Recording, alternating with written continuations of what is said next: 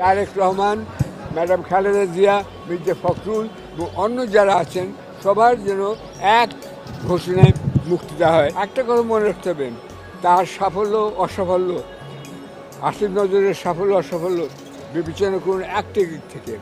আজকে আমরা সবাই মুক্তভাবে কথা বলতে পারছি, আজকে আদালত চলছে, আজকে আদালত একটা নিরপেক্ষ ভূমিকা পালন করছে, দলীয়করণ হচ্ছেন, এটাই কিন্তু বড় সাফল্য। আপনার মনে রাখতে হবে এই সাফল্য চোখে দেখা যাচ্ছে, এটাই বড় সাফল্য। তারপর জিনিসপত্রের দাম স্থিতিশীল আছে, এটা হচ্ছে সাফল্য।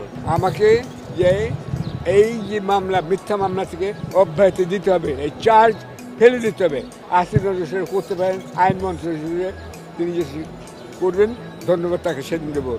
আর আমি বলবো যেসব রাজনৈতিক নেতা কর্মী এখনও জেলে আছেন, প্লিজ প্লিজ তাদের সবাইকে এক ঘোষণায়, সেখানে তারেক রহমান, ম্যাডাম খালেদা জিয়া, মির্জা ফখরুল এবং অন্য যারা আছেন সবার যেন এক ঘোষণায় মুক্তি দেওয়া হয়, এটুকু কামনা করছি। আপনাদের সবার নিরাপত্তা এবং বাজারের জিনিসপত্রের দাম যেন কমে, ডলারের দাম যেন, সোনার দাম যেন স্থিতিশীল থাকে, এটাই বুঝবেন উন্নয়নের সূচক। সেইভাবে আপনারা চলুন, ডক্টর ইউনূসকে সময় দিন, আপনারা ভালো থাকুন।